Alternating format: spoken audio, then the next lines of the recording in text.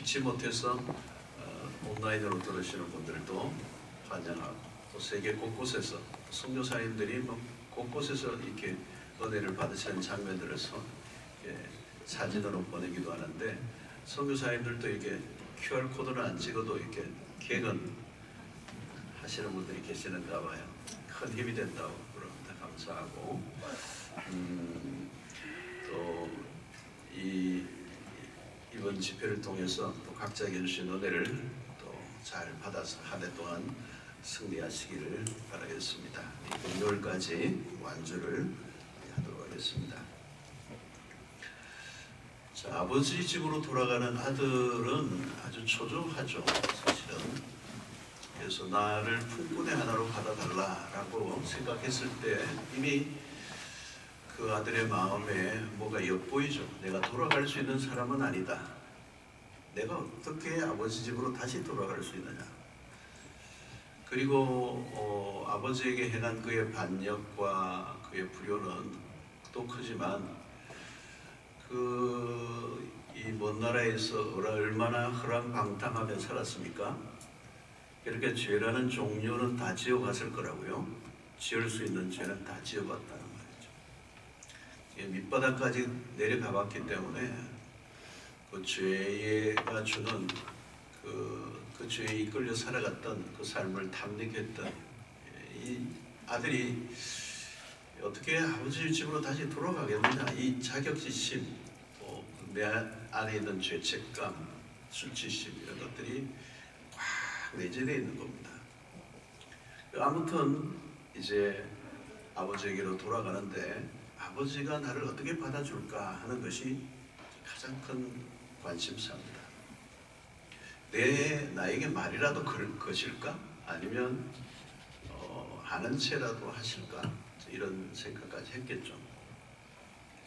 과연 아버지가 나를 용서해 주실까? 이게 가장 큰 관심사입니다. 아들이 돌아가는 게 중요한 게 아니고 아버지가 용서해 주는 게 문제입니다. 용서를 안 해주면 모든 게 헛수고가 되겠죠. 자, 우리는 용서에 대해서 일반적인 두 가지 태도가 있습니다. 하나는 내가 지은 죄를 과연 하나님이 용서해 주실까 하는 것입니다. 이게 이제 우리의 신앙생활 속에서 늘 꼬리를 물고 다니는 겁니다. 이 죄를 용서해 주실까? 그런 어떤 죄들이 있어요. 그 guilty, 그 죄책감과 그 죄책감으로부터 오는 그 수치심이 인간의 내면 속에 내재되어 있습니다. 인간은 죄인이기 때문에. 이게 이제 어떤 사람은 그것을 구체적으로 매일 느끼며 살아가는 사람도 있지만, 마틴 루트 같은 사람은 너무 이제 죄책감이 심하니까 살 수가 없죠. 아무것도 할 수가 없는 겁니다. 그 죄책감이 너무 크기 때문에.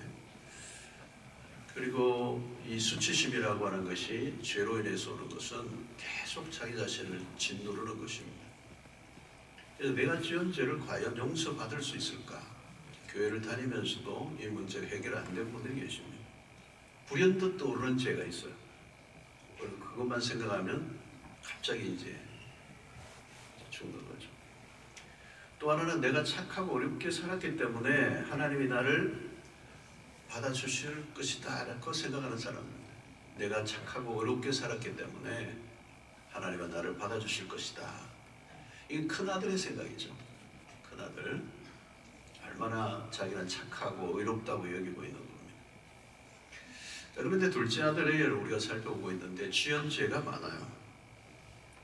탕자 자신이 알고 있습니다. 이렇게 많은 죄를 지었는데 아버지가 나를 용서해 주실까 하는 것입니다. 참 이 죄의 문제는 우리의 일평생을 이렇게 당기는 무거운 주제입니다.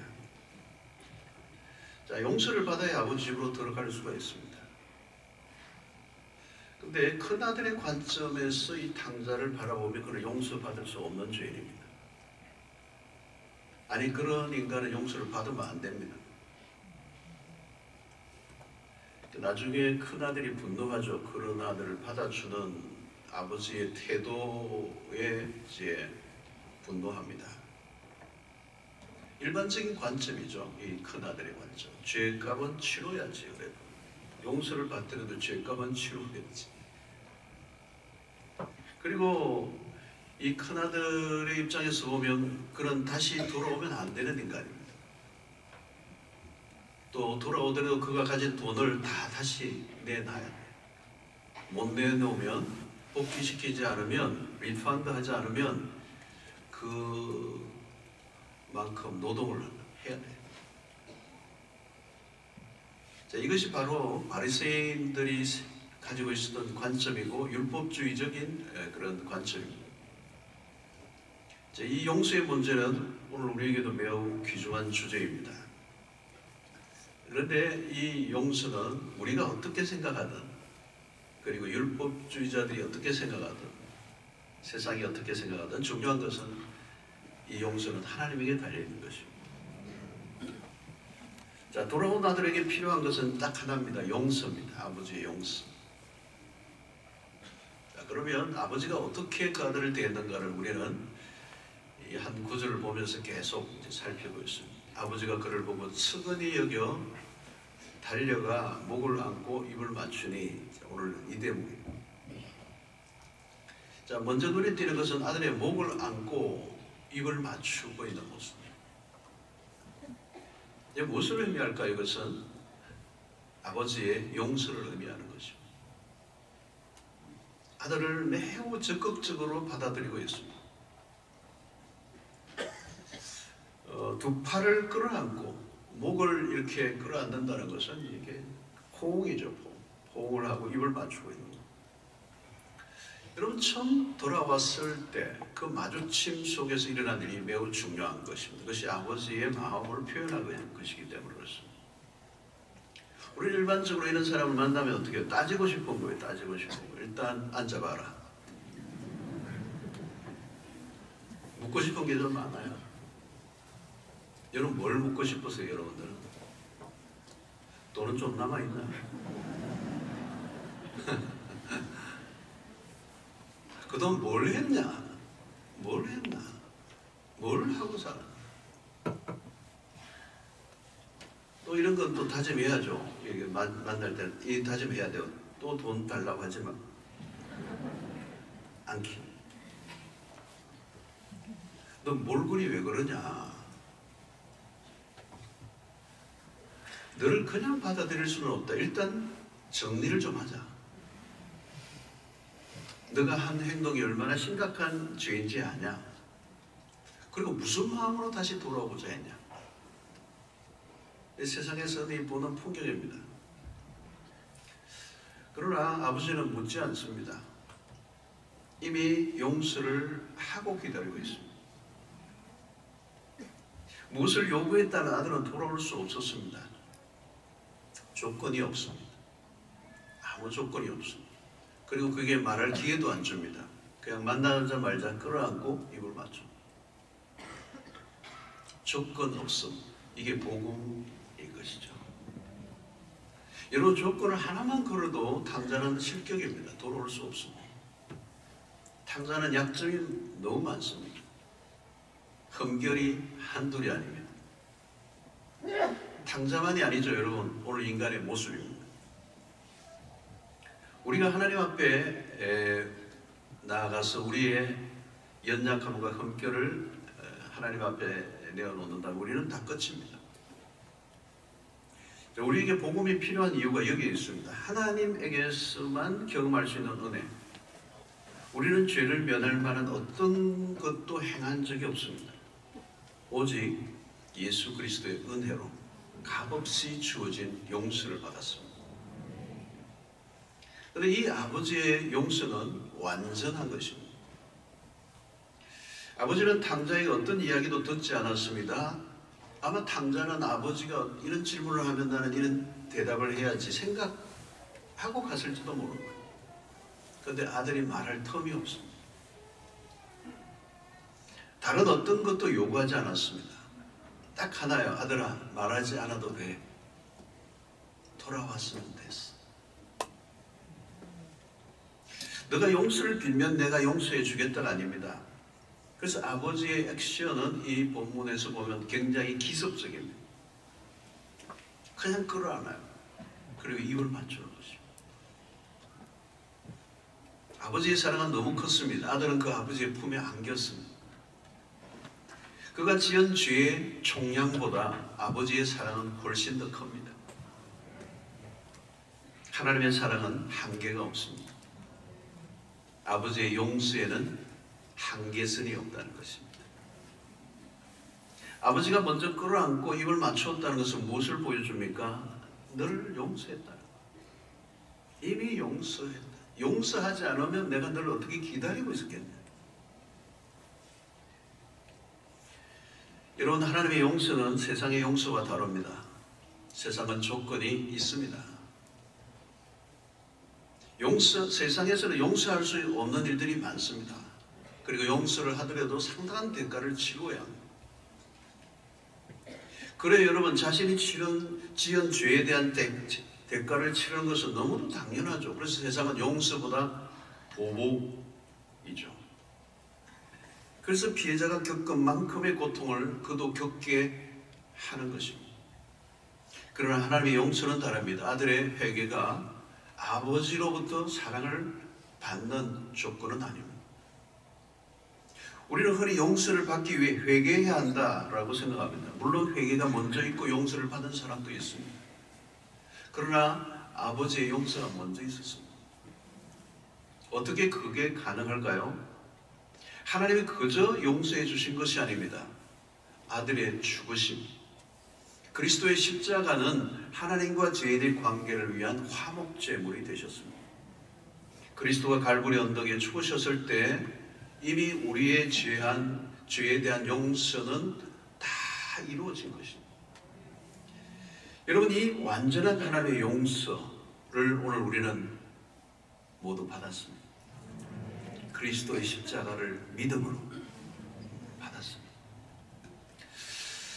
자, 여러분, 이 다윗의 구약의 이 얘기를 하면 떠오르는 하나의 스토리가 있는데, 구약의 다윗의 얘기입니다. 다윗은 압살롬을 참 사랑했습니다.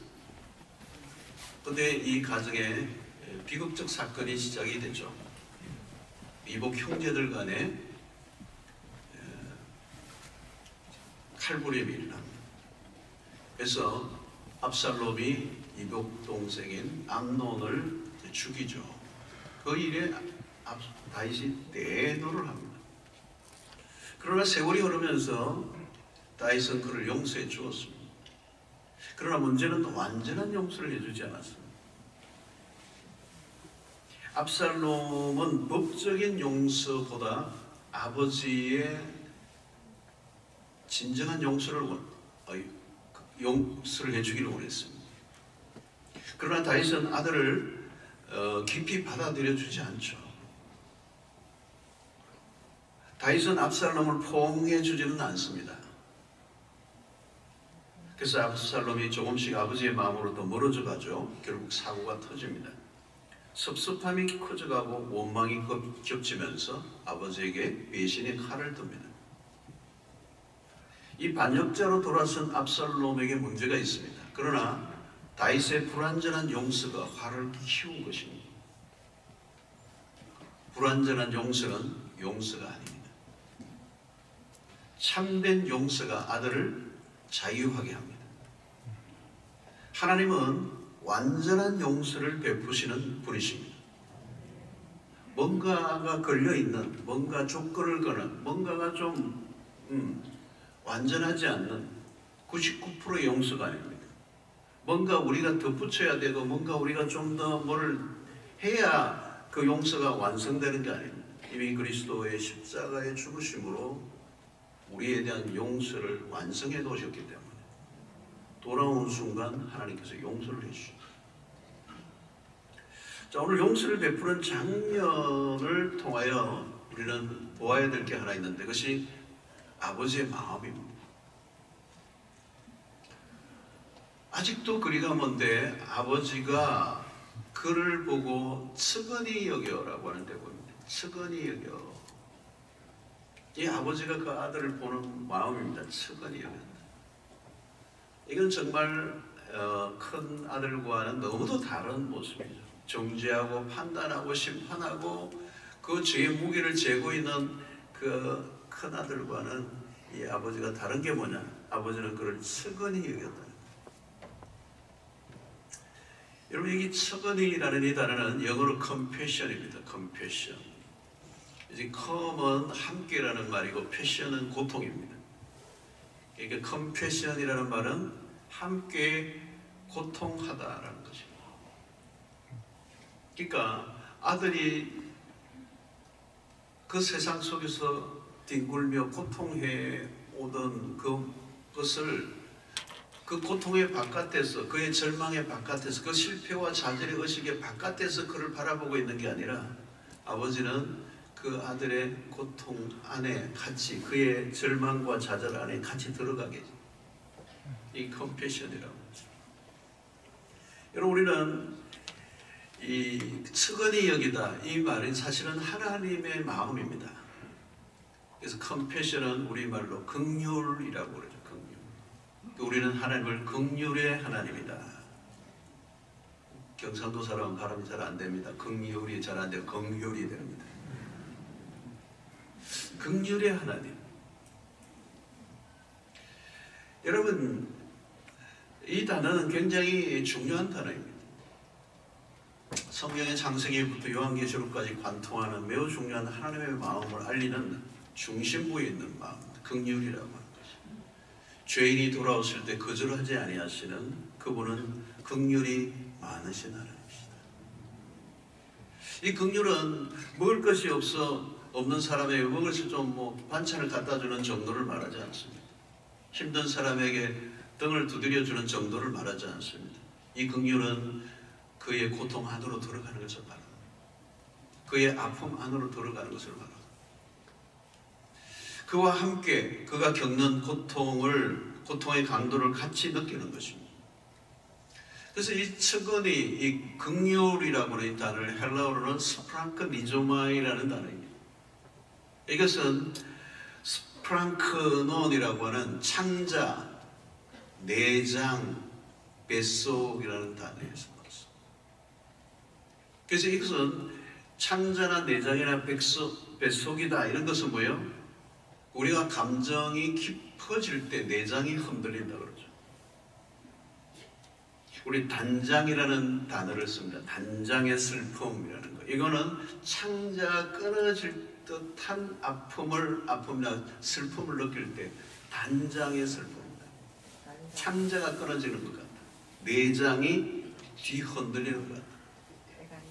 자, 이것은 무엇을 표현할 때 얘기하느냐? 우리의 감정의 영역입니다. 감정이 깊은 고통을 느낄 때, 깊은 슬픔을 느낄 때. 그래서 이 스프랑크니조마이는 여인의 자궁을 의미합니다. 여인이 아이를 잃었을 때 가지는 감정을 표현할 때 이렇게 쓰는 것입니다. 아무도 그 고통은 알 수가 없습니다. 인간이 겪을 수 있는 가장 큰 고통. 자신이 낳은 자식이 떠날 때 그 여인은 자궁이 흔들린다는 느낌입니다. 이 자궁은 여인이 사랑하는 자식을 잉태한 곳입니다. 그런데 그 아이를 잃어버렸을 때의 고통. 그래서 자궁이라는 표현에서 스프랑크니조마이라는. 이 헬라적 개념은 뭐냐면 남자는 심장이고 여인은 자궁. 그것이 우리 자신의 존재의 중심이라고 얘기합니다. 거기에서 터져나오는 감정은 깊은 것입니다. 자신의 존재 전체를 흔들어버리는 고통, 아니 자기의 모든 것을 잃어버린 것보다 더 큰 슬픔을 의미합니다. 일반적으로 여인이 아이를 잃은 경험에서 오는 고통은 우리는 이해하지 못합니다. 아무도 이해하지 못합니다. 종종 제가 주일 예배 직후 입구에서 성도들과 인사를 나눌 때가 있습니다. 많은 분들이 이제 나오면서 인사를 하는데 어느 주일날 기도를 부탁하는 분이 있었습니다. 젊은 부부였는데 제가 들어와서 자매가 갑자기 눈물을 흘리면서 기도를 부탁했습니다. 최근에 배 안에 있는 아이가 생명을 잃었다고. 눈물을 뚝뚝 흘리면서 저에게 기도를 부탁하더라고요. 그래서 사람들이 많이 나오고 인사를 하는 가운데지만 무조건 그냥 그 자매를 위해서 기도를 이제 했습니다. 그러나 이렇게 주일을 마치고 다 일을 마치고 사무실에 앉아 있는데 마음이 그 자매에게도 미안한 마음이 들더라고요. 기도는 해줄 수 있지만 그 자매의 마음을 내가 깊이 같이 느끼고 기도해 줄 수는 없었기 때문에 그 자매의 고통이 얼마나 큰지 그 자매의 고통 안으로 내가 들어가서 그와 함께 아파하며 기도하기에는 너무 분주한 시간이에요. 그래서 바쁘더라도 잠시라도 그 부부를 제 방으로 초대해서 같이 조금이라도 더 시간을 가지고 들어주고 기도를 했더라면 하는 아쉬움은 있었어요. 최근에 사고로 다 큰 자녀를 잃은 엄마를 인도에와 한 주간은 어떤 주일은 예배를 마치고 나오는데 다 큰 자녀를 잃은 엄마를 전도하신 분이 안내해 와서 최근에 큰 사건 속에서 있었던 기도를 부탁해요. 기도를 해드렸어요. 또 다른 사건이더라고요. 그 어머니가 겪고 있는 고통에 내가 다가갈 수 없다는 것을 그 얘기를 들으면서 절대적으로 제가 느꼈어요. 기도는 해냈지만 그분의 고통 안으로 들어갈 수는 없었어요. 우리 성도들의 많은 삶의 사연들을 가지고 있잖아요. 이게 긍휼이라는 것은 하나님의 마음이거든요. 그 긍휼이 있었기 때문에 우리는 여기 있는 겁니다. 죄인인 우리가 그 많고 많은 죄를 지은 우리가 여기 앉아 있는 이유는 하나님의 긍휼이에요. 그 긍휼은 하나님이 그냥 내가 너를 구원했다 이게 아니에요. 하나님이 우리의 고통 안으로 들어오시고 우리의 절망 안으로 들어오시고 우리의 죄로 인하여 뒤듬벅대서 도무지 구원 얻을 길이 없는 저 절망의 끝지점에 있는 우리, 그래서 인간이 겪어야 할 그 고통의 극치, 그것을 하나님이 바깥에서 계시지 않고 우리 안으로 들어오셨어요. 구원의 신은 하나님. 그래서 스프랑크 니조마이는 인간이 겪어야 할 극치를 말했다면 그것마저도 하나님의 고통을 표현하기에는 부족하다는 거죠. 어머니가 자궁의 흔들림을 경험하는, 자식을 잃어서 자궁이 흔들린다는 경험을 표현하기에도 그 고통도 크지만 그거보다 더 큰 고통이 하나 있다. 하나님의 고통이에요. 그래서 히브리어로 라카밈이라는 것은 하나님의 자궁을 의미합니다. 히브리어는, 아까는 스프랑크 니조마이는 헬라어, 구약의 이 히브리어는 라카밈은 하나님의 자궁, 의인화한 것입니다. 하나님의 무슨 자궁이 있겠어. 그런데 하나님 아버지가 아들을 잃으신 적이 있어요. 2000년 전 갈보리 언덕에서. 그러니까 십자가 사건은 성부 하나님의 심장이 터진 사건입니다. 아들의 고통은 물론이고 그것을 바라본 성부 아버지의 겪으신 고통은 아무도 알 길이 없어요. 하나님은 부성애를 보이기도 하지만 때로는 모성애를 보여주십니다. 사랑의 미세함을 보여주실 때는 어머니의 모습을 연상하게 합니다. 그래서 이사야 49장 15절에 여인이 어찌 거처 먹는 자식을 잊겠으며 자기 태에서 난 아들을 긍휼히 여기지 않겠느냐. 그들은 혹시 잊을지라도 나는 너를 잊지 아니할 것이라. 엄청난 얘기를 하고 있는 거죠. 그러니까 만신창이가 되어 돌아온 그 아들을 끌어안고 입맞추는 아버지는 긍휼이 풍성한 하나님의 아버지를 보여주고 있는 것입니다. 하나님은 우리의 실패와 절망을 아십니다. 죄로 인하여 방황하던 우리를 내치지 않습니다. 하나님과 우리는 관계가 너무 큽니다. 하나님은 거룩하신 분이죠. 우리는 죄인 중에 죄인, 만날 수 없습니다. 그래서 인간의 세계 바깥에 계신 분이 아니라 인간의 세계 안으로 들어오시고 우리와 같이 되시고 우리가 겪는 고통 안으로 들어오시고 죄인과 같이 되시고, 그래서 그 용서는 이 하나님의 긍휼에서 나왔다. 그래서 예수님이 긍휼히 여기셨다고 할 때 그 단어는 피상적인 단어가 아닙니다. 그냥 동정하는 정도가 아닙니다. 너 고생 많았다, 이 정도가 아니에요. 그래서 이 하나님의 긍휼이 너무 큰데 그것을 표현할 길이 없기 때문에 자궁이 흔들린다는 표현을 쓸 수밖에 없었다. 하나님은 우리를 사랑하시되 깊이 사랑하시는 거예요. 그래서 십자가 사건은 입체적입니다. 그 십자가에서 뿜어져 나오는 사랑은 너무도 찬란하고 다양하다. 그 긍휼은 인간이 흉내낼 수 없는 것입니다. 인간 세상에서 우리가 경험하는 것은 뭘까요? 긍휼 없음. 세상에서 희귀한 것은 긍휼입니다.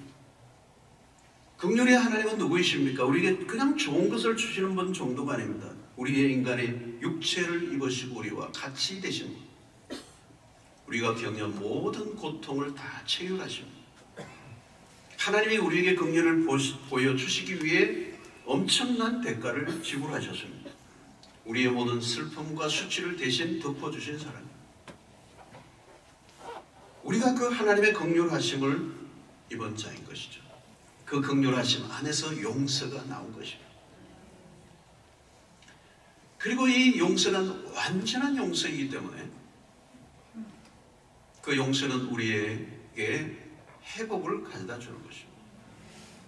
용서로 끝나면 안 돼요. 회복이 일어나야 돼요. 아버지는 돌아온 아들을 용서해 주는 것으로 만족하지 않습니다. 아들로서의 완전한 회복을 생각하고 있습니다.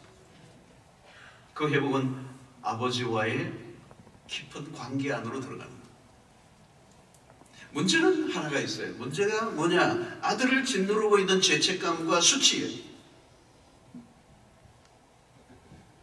집으로 돌아가는 그의 발걸음을 무겁게 하는 것이 바로 그것입니다. 아들은 특히 수치심으로 괴로워해요.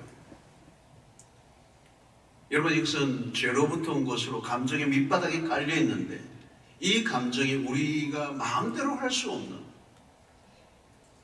근데 이것이 내 삶을 움직이는 동력이 되어 있는 그게 수치심이라고 하는 겁니다. 그러면 오늘 아들을 맞이하는 아버지의 행동을 우리가 주목해야 합니다. 그 안에는 많은 메시지가 담겨 있습니다. 아버지의 행동 하나하나는 그냥 나온 게 아니에요. 돌아온 아들을 어떻게 받아들이고 있느냐, 그것에 따라 아들의 심리적 상태에 지대한 영향을 미칠 수 있기 때문에 지금 그 아들은 수치심으로 떨고 있는지를 알고 있는 거예요. 이런 수치심의 특징이 뭐냐면, 수치심이 많아지면요 고개를 떨구어요. 잘 숨어요. 그러니까 수치심은 우리의 삶을 고립되게 만듭니다. 아들은 숨고 숨다가 겨우 용기를 내어 나왔습니다. 그러나 자칫하면 돌아가고 말 가능성이 높습니다. 여러분, 수치심이 얼마나 힘든 것인 줄 아십니까? 이게요, 심하면 죽고 싶은 겁니다. 그래서 죽은 사람이 많아요. 수치심. 동물들에게는 없어요. 인간에게만 있어요. 수치심이 없으면 인간이 아니에요. 수치심을 해결하지 않으면 모든 관계가 단절돼요. 인간의 내면에 숨어있는 게 수치심이다. 에덴에서부터 인간은 그 수치심을 가리려고 몸부림을 쳤습니다. 아마도 탕자는 얼굴을 반쯤 가렸을 거예요. 자신감은 하나도 없고 사람들의 시선은 두려웠습니다. 아버지 앞에 설 자신이 없습니다. 그 부끄러움은 버려진 자의 모습이에요. 본래 우리는 버려진 자들이었습니다. 죄인의 가슴이 지워지지 않는 원상처가 수치심. 문제는 그 수치심을 지울 수가 없는 거예요. 왜 우리가 숨으려고 합니까? 왜 과면을 씁니까? 왜 그토록 인정에 목을 맵니까? 왜 거추장스러운 옷을 그렇게 만들어 입고 다닙니까? 수치를 가지고 싶은 거예요. 여러분, 이 수치심은 다른 사람과의 관계를 멀어지게 하고 하나님과의 관계도 멀어지게 하고, 우리 모두는 이 수치심을 가지고 있습니다. 죄인은 모두 수치심을 가지고 있어요. 그 수치심을 우리가 해결할 수 없다는 데 있습니다. 아무리 지우려고 해도 지워지지가 않아요. 때로는 이것이 관계, 때로는 결혼관계까지 허물어뜨리는 원인이 되기도 합니다. 죄인은 누구나 수치심을 가지고 있어요. 자, 아버지는 그를 향해 달려가고 있습니다. 온 동네 사람들이 이목이 집중되죠. 동네 사람들의 호기심이 끌어오릅니다. 그리고 사람들의 야유를 보낼 준비를 하고 있습니다. 마치 현장에서 가늠하다 붙잡힌 여인을 둘러싼 군중과 같은 사람들이 몰려오고 있습니다. 동네 사람들은 그 아들에게 욕을 쏟아부을 준비가 되어 있습니다. 아들이 혼자 감당해야 될 모욕과 수치를 감당하기 어려워. 우리는 여기서 아버지의 마음을 읽을 필요가 있습니다. 그 아들을 그대로 둘 수가 없었어요. 그래서 여기 아버지가 달려가라고 어제 살펴봤던 그 달려가의 여기에는 아들을 그렇게 만나고 싶어 달려가는 반가움도 있지만 아들이 당해야 할 수치를 마치 아버지가 대신 당해줄 것 같은 태도로 달려가고 있는 것입니다. 그래서 탕자를 맞이하는 아버지의 액션은 매우 큰 것입니다. 아들의 목을 끌어 입을 맞추고 그 아들이 얼마나 사랑스러운 아들인가를 사람들에게 보여줘. 그리고 아들에게 있는 그 모든 수치를 아버지가 스스로 감당하려고 하는 모습. 여러분, 이 아들은 아버지에게 수치를 안겨주었던 아들이에요. 그 아들의 수치를 아버지가 덮어주려고 하고 있는. 사랑하는 성도 여러분, 십자가는 본래 수치스러운 것이었습니다. 우리는 예수가 당하신 어떤 고통만 생각하는데 아니에요. 그 이상입니다. 십자가 처형을 집행하는 집행관들은 끝내 예수의 옷을 벗기고 말았습니다. 웬만하면 그냥 처형을 하는 것만으로 죄값을 치르게 합니다. 그 죽음으로 그의 죄에 대한 처형, 그 죄값을 치르게 하는 것을 끝낼 수 있습니다. 그런데 예수는 극도의 수치를 당하며 죽도록 옷을 벗겼어요. 이건 이중처벌입니다. 여러분, 여기에서 우리는 하나님이 죄 없으신 하나님의 아들이 수치를 당하셨다. 여기에 십자가에 매우 중요한 의미가 들어있어요. 왜 옷을 벗기죠? 벗겼나? 수치를 당하게 하셨어요. 최대한 수치심을 줄이는 의도로 이 십자가의 형벌이 진행이 된 것입니다. 육체적인 고통의 버금가는 아니 그 이상 정신적으로 고통을 당하게 하는 것이 수치심입니다. 옷을 벗기고 그리고 높은 언덕 위에 모든 사람이 보도록 매달아 놓았습니다. 하나님의 아들 예수 그리스도가 우리를 위하여 대신 수치를 당해 주셨습니다. 십자가는 우리의 죄 문제만 해결해 주신 것이 아니라 우리의 수치도 해결해 주셨습니다. 아들의 수치를 가려줄 수 있는 힘은 아버지에게 있습니다. 아버지의 사랑이 그 수치를 충분히 덮어주는 위력이 있는 것입니다. 사랑하는 저는 여러분, 주님이 우리 대신 수치를 다 대신 겪어 주셨습니다. 그 십자가는 성부 아버지에게도 수치스러운 일이었습니다. 백주의 벌거벗은 몸으로 십자가에 매달리는 아들을 바라보는 아버지의 마음은 어땠을까요? 사랑하는 성도 여러분, 십자가로 가까이 다가가 보십시오. 우리는 아들과 함께 성부 아버지가 겪으신 것을 통하여 하나님 아버지의 마음을 조금씩 더 알아가게 됩니다. 그리고 그 사랑의 화력이 얼마나 큰 것인가를 깨닫게 되는 것입니다. 그리스도 안에서 우리 안에 있는 수치심과 정죄감으로부터 자유를 누리는 은혜가 있게 되기를 축원합니다. 아버지의 완전한 용서는 아들에게 너무도 중요해요. 당장은 아버지 집으로 돌아온 것으로 모든 문제가 해결된 것은 아닙니다. 아버지를 떠난 인간의 마음에 숨겨진 그 죄책감이 쉽게 사라지는 것은 아닙니다. 그는 아직 배가 고파요.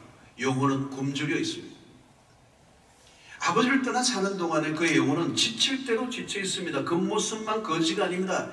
영혼은 겉모습 거지 이상입니다.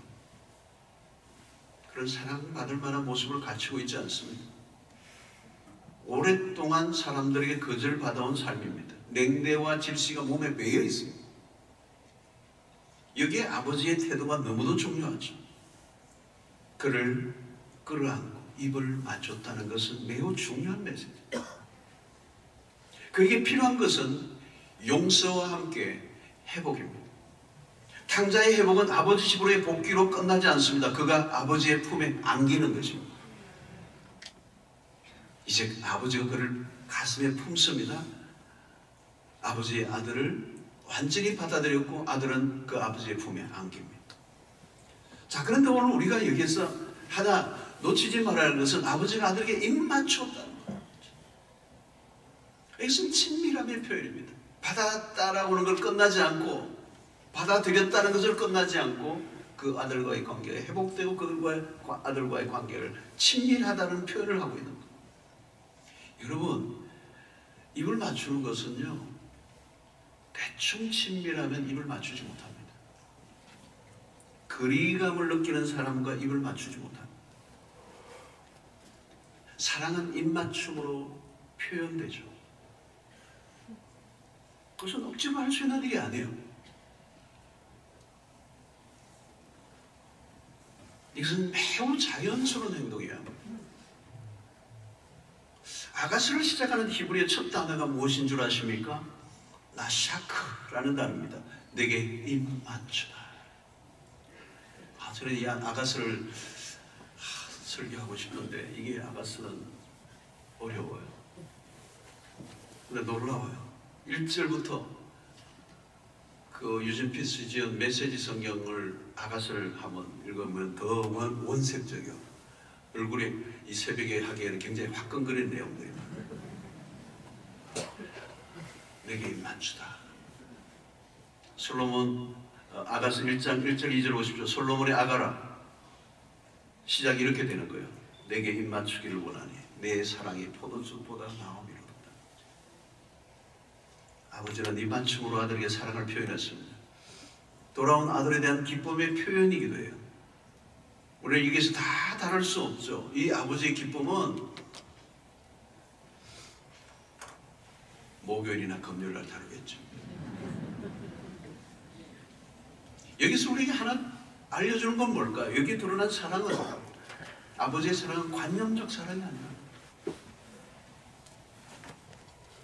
어떤 이성적인 그런 사랑을 말하지 않아요. 이론을 얘기하는 게 아니에요. 여러분, 터치는 뭐예요? 터치. 이 터치예요. 안고 입맞춤하는 것은 터치예요. 하나님과 우리의 관계도 마찬가지입니다, 여러분. 관념적인 신앙으로는 안 된다는 거예요. 이론적인 신앙으로 안 된다는 거예요. 논리적으로만, 머리로만 가지고 있는 신앙으로 안 된다는 거예요. 성경 공부를 아무리 많이 해도 왜 우리의 신앙이 무덤덤할까요? 터치가 없어요. 큰아들은 그 아버지의 사랑 안으로 들어와 본 적이 없어요. 전부 다 일이에요.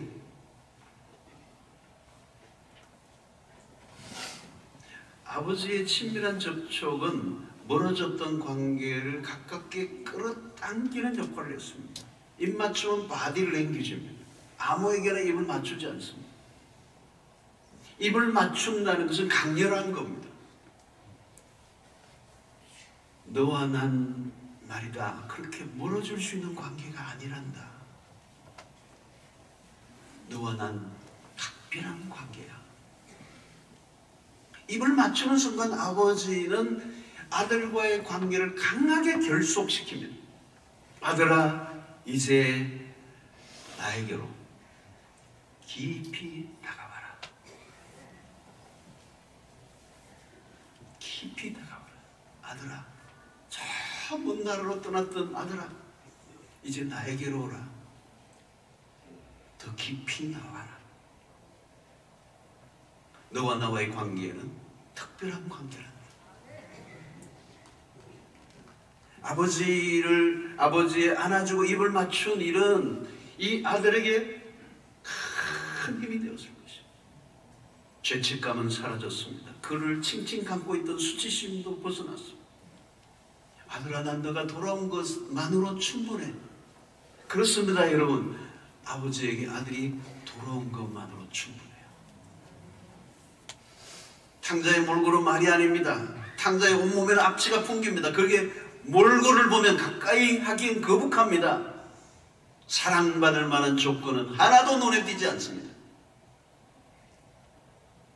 그가 돌아온 동기도 처음은 다분히 이기적이었습니다. 살려고 그렇게 순수한 마음으로 돌아온 것도 아니었습니다. 그런 죄를 뒤집어 쓰고 살았습니다. 그럼에도 불구하고 돌아온 것만으로 스프랑크 니조마이 하나님의 긍휼하심이 너무 커서 그를 불쌍히 여기시고 끌어안아주시고 입맞춤하시는 하나님. 저는 오늘 우리도 주님 앞에 오기는 왔지만 여전히 욕심이 더덕더덕하고 여전히 죄를 짓고 여전히 속물적 건성이 남아있고 여전히 하나님 앞에 사랑받을 만한 존재가 아님에도 불구하고 하나님은 우리를 받아주셨습니다. 그 사랑이 너무 놀라운 것이죠. 그 사랑이 너무 큰 것이죠. 아무런 요구 없이 과거의 어떤 것도 따지지 아니하시고 우리를 있는 그대로 받아주시는 하나님. 내 모습 이대로 사랑하시는 거죠. 사랑하는 성도 여러분, 과거의 어떤 행위로 인하여 죄책감에 빠져있거나 자격지심에 빠져있거나 움츠려 있지 마십시오. 그것은 하나님의 사랑을 의심하는 것입니다. 사랑을 의심하면 안 됩니다. 여러분, 무서운 것 중에 무서운 게 이 의심이에요. 의심. 제가 보니까 의처증, 의구증 환자들 보니까 답이 없더라고요. 답이 없더라고 진짜. 의심하는데 무슨 답이 있겠어요. 여러분, 하나님의 사랑을 의심해서는 안 됩니다. 그 사랑을 받아 누리시면 돼요. 우리가 하나님에게로 돌아왔을 때 그분의 입맞춤이 있었습니다. 하나님 우리를 내치지 아니하셨습니다. 하나님 온몸으로 우리를 깊이 받아주셨습니다. 우리가 있는 그대로 받아주셨습니다. 우리를 바꿔놓고 받아들이려고 하지 않았습니다. 있는 그대로. 그게 복음이에요. 누구도 정죄하지 않습니다. 로마서 8장 1절 보십시오. 그러므로 이제 그리스도 예수 안에 있는 자에게는 결코 정죄함이 없나니. 대자유헌장입니다. 그리스도 안에 있는 자에게는, 하나님에게로 돌아오는 자에게는 결코 정죄함이 없다. 8장 34절 누가 정죄하리요? 누가 정죄하리요? 죽으실 뿐 아니라 다시 살아나는 이는 그리스도 예수시니 그는 하나님 우편에 계신 자요 우리를 위하여 간구하시는 자시냐. 누가 정죄하리요? 큰형이 정죄하든 둘째 다른 누가 정죄하든 상관없어. 우리가 용서를 구하기 전에 이미 용서해 주셨습니다. 아들은 버림받은 자와 같았습니다. 너무 멀리 떠나 있었습니다. 그러나 돌아오기만 하면 모든 것은 빠르게 진행됩니다. 하나님은, 아버지는 모든 걸 다 준비해 놓고 있어요. 아들은 아무것도 할 일이 없어요. 그냥 돌아오기만 하면 되는 것입니다. 돌아오기만 했는데 그를 대하는 아버지는 파격적입니다. 파격적입니다. 탕자가 생각한 것과는 전혀 다른 아버지의 반응에 그는 놀랍니다. 그는 자비 없는 세상에 살았던 그의 삶의 방식으로는 이해하지 못하는 상상을 초월하는 모습으로 아버지가 그에게 다가온 것입니다. 오늘 또 하나님 아버지는 우리가 본래의 아들, 딸들로 돌아가도록 우리에게 풍성한 은혜를 베푸시며 그 작은 것에도 상처를 받아 떠날까봐 배려하시는 그 하나님의 열심을 우리가 보게 되는 것입니다. 용서는 완전한 회복을 위해 초대입니다. 더 이상 자신을 억압하거나 소외시키지 말아요. 우리에게 주어진 구원은 이론적이고 지식적이고 교리적인 것이 아니에요. 아버지와 아들의 관계 안으로 불러들이시는 것입니다. 그 아들의 목을 끌어안고 입을 맞추는 하나님, 그분을 여러분들도 만나시게 되기를 축원합니다. 하나님은 근엄하고 가까이 접근하기에 부담스러운 존재가 아니라 따뜻한 가슴, anytime, 언제든지 우리를 품에 안으시고 우리를 용서하시고 우리의 회복의 자리로 나아가게 하시는 하나님. 그런 스스로 약자가 되시고 스스로 을이 되시고 죄를 지은 아무것도 자랑할 만한 것이 없는 우리임에도 불구하고 우리의 고개를 들게 하시고 우리의 수치를 다 덮으셔서 죄가 없는 사람처럼 하나님의 아들로 복귀해 주시려는 이 은혜가 하나님 우리가 듣고 있는 복음인 것입니다. 그 아버지의 따뜻한 사랑 안으로 들어갈 수 있게 되길 바랍니다. 또 그분의 우리를 끌어안아 주시는 그 은혜를 누리십시오. 그분의 입맞춤을 느끼십시오. 그 하나님의 사랑이 너무 독합니다.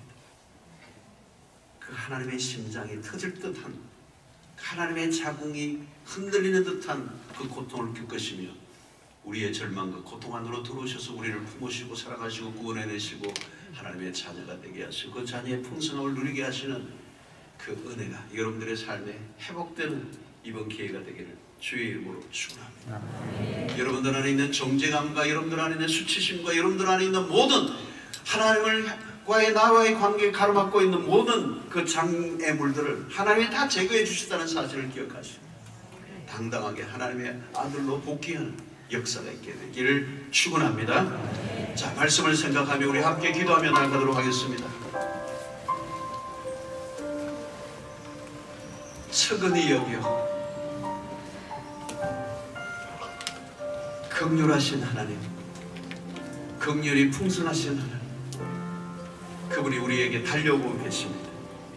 그 달려오시는 이유는 내가 당할 수치, 내가 수치를 당할까봐 그 수치를 대신 커버하기 위해서, 그것을 덮어주기 위해서 자신이 대신 감당하시기 위하여 달려오시는 그 아버지, 그래서 나를 끌어안으시고 나에게 입맞춤 하시는 그 하나님을 이 아침 깊이 만나게 하여 주시옵소서. 아버지의 아들로 돌아가게 하여 주시옵소서. 주여 외치고 기도하며 나아가도록 하겠습니다. 주여, 하나님 아버지 감사합니다.